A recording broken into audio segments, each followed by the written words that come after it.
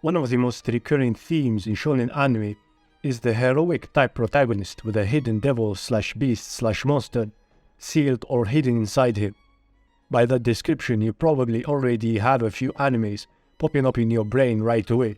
The fact that two of the big three's main characters have the sealed devil inside plot should seal the deal about how deeply rooted and popular this theme is in manga. The primary drive behind its prevalence is simple. All shonen readers, watchers, drink it like it's Fubuki's milk. They sip it like it's Yoroichi's saliva. They gobble it like it's Maki's You get my point. We absolutely love it. Now, we might concur from that mangakas take shonen fans' preferences and what makes mangas sell and incorporate it into their storyline, instead of just writing organically, which would be the answer we would find easiest and most fitting. But I'd like to challenge that presumption. Firstly, there was no hidden devil protagonist shonen character before the big three. I mean, I don't actually know that for sure, I'm just making an assumption, but the fact that I don't even know already proves my point. Secondly, I think we have it backwards. Instead of the mangaka writing a storyline to suit our preferences that weren't even known about in the first place, think of it as a selection bias. A shitload of mangas were written, but somehow the ones we liked the most were the ones that had beastly monsters trapped inside the main characters. And those that didn't, we didn't like as much, and so they never had as much popularity. So, we're in big part responsible in making that character type a thing. We liked it for a while and still keep on liking it. So the question we should ask ourselves now would be, why do we keep on watching the same storyline repeatedly? Why do we find it so endearing, or that attracts us to it to such lengths? To answer those questions, we will take Naruto as the primary example, because it is the one that best portrays that storyline in my opinion, and also because I like Naruto more. So, Naruto has arguably the most feared beast in his verse, locked inside him by his own overly ambitious yet somehow caring parents at the ripe age of barely post-fetal. As he grows, the villagers set distance between themselves and Naruto. They avoid talking to him, and if he tries to get close to them or does something to get their attention, they get extremely cold and hurtful towards him. And as we know, at the root of it all, it came down to Kiyuubi himself, which in turn begs the question, what was Kiyuubi? I mean really, what was he beyond the chakra and the power? What were the feelings associated with him? What was he really portraying in the Naruto verse? Kiyuubi destroyed a big part of Konoha. He laid destruction to the villagers' homes. He killed countless of them, disabled for life countless more, and forever changed the course of their future. He left a gaping, bleeding, salty wound on the village.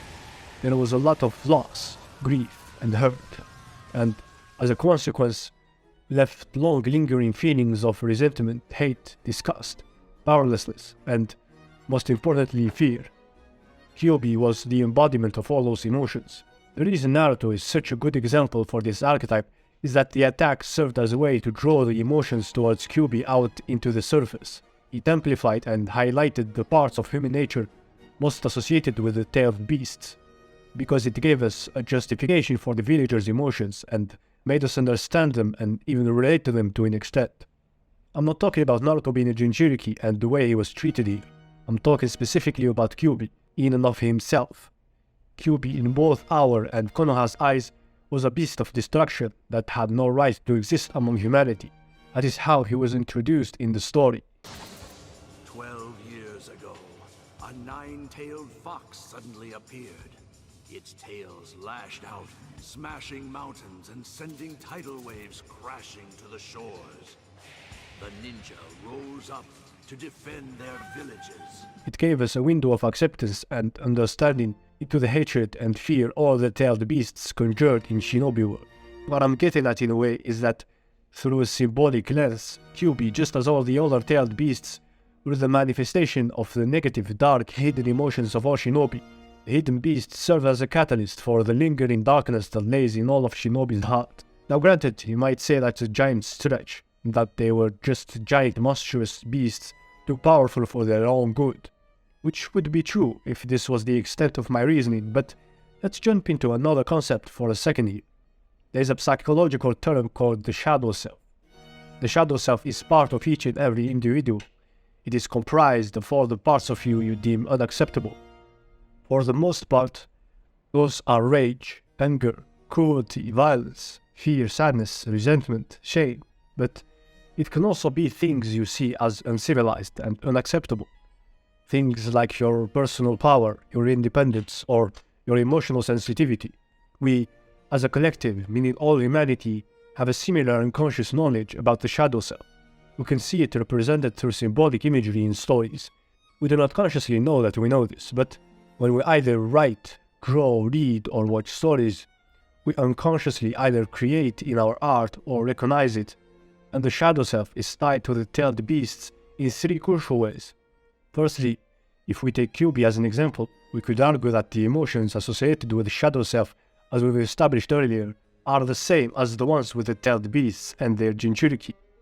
Second, the shadow self is a hidden, repressed part of the self, which was illustrated by the sealing of the tailed beasts in human hosts, and were repressed and rejected by both the host and the shinobu. Third, the shadow self is represented in a devil beast-like form, and as we already know, all the tailed beasts were, as stated in their name, giant monstrous beasts. And lastly, the shadow can be integrated into the self through a process called shadow integration, which requires the self to be strong enough to overpower the shadow, but also to no longer judge and reject the shadow, but to accept it as part of the self with no judgment, which, by the way, was only portrayed in Naruto as far as I can tell. Both Bee and Naruto were able to form a union with their tailed beasts, which was a parallel to shadow integration. The perception of the tailed beasts' inherent traits that justify their rejection was an illusion, and the beast can turn into a healthy, functional part of the self. We'll expand on this later. For now, let's just see how the shadow archetype appears in other animes. The same concept applies in Bleach and Jujutsu Kaisen, both of which rely heavily on the shadow self archetype in their respective stories.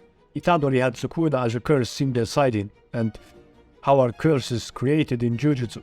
Curses are created when cursed energy leaks from humans as a result of their human emotion. Cursed energy builds up like sediment until cursed spirit takes form.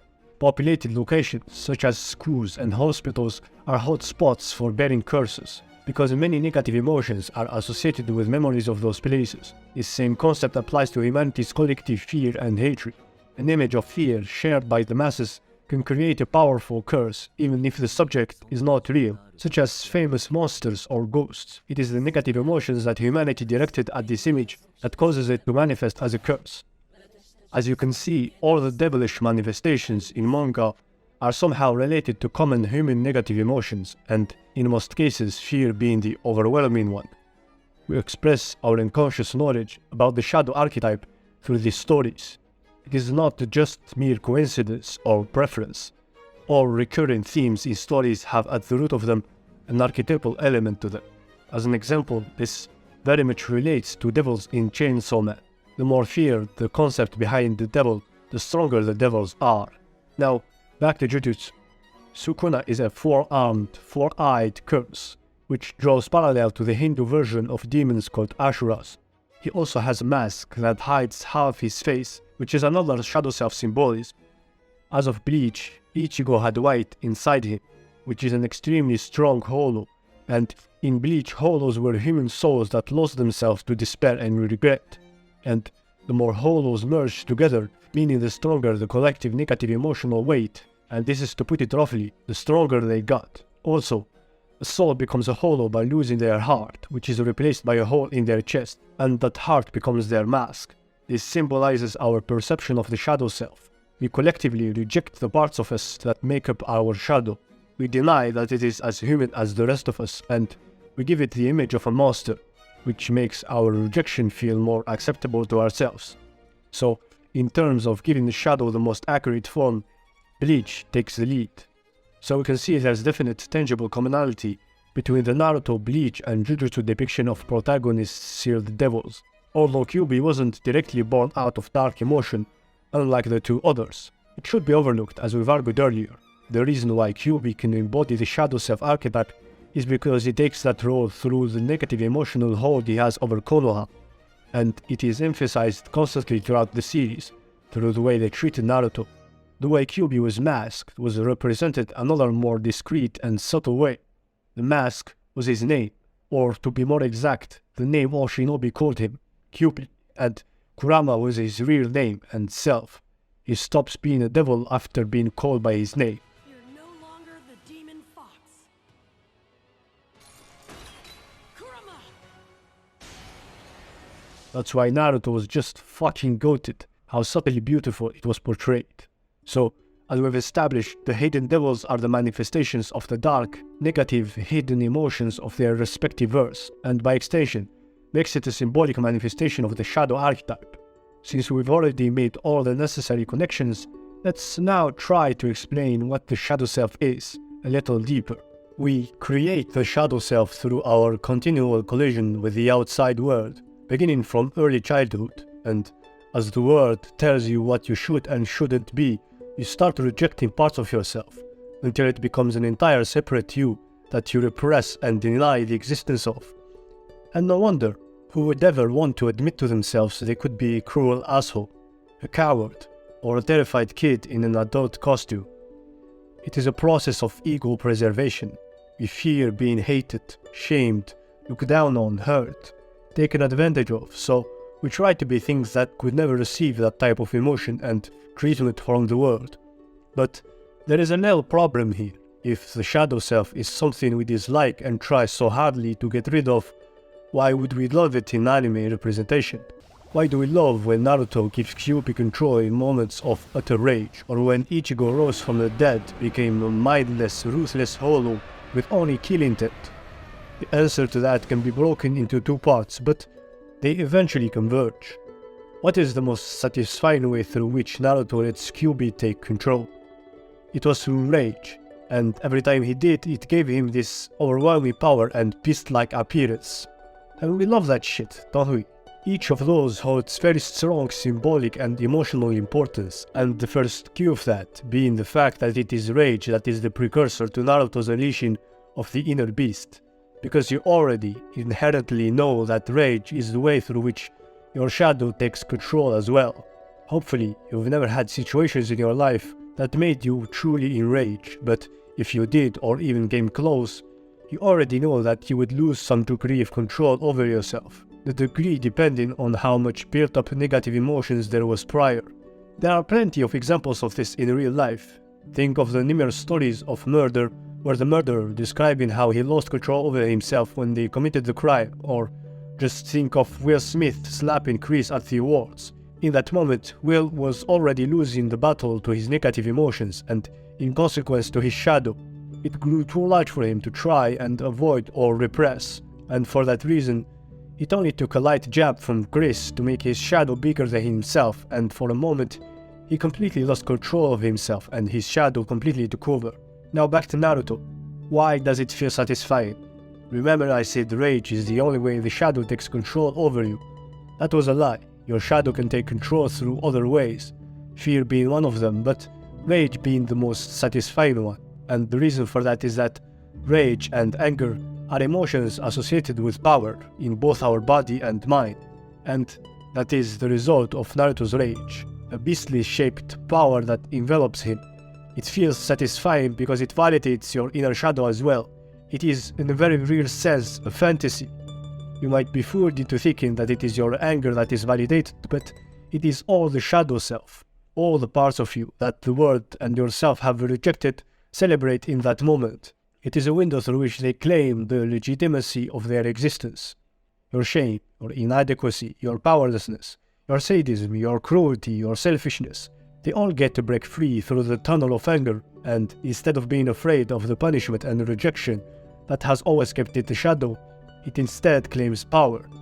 Kiyuubi being unleashed, the power and form he takes through Naruto's rage, are all aspects of your own projection, and, as said earlier, serves as both a fantasy and a relief to your own shadow self and bottled repressed emotions. And at the bottom of it all comes down to one thing. Your shadow is as human as you, and it needs love. It needs to be seen and embraced.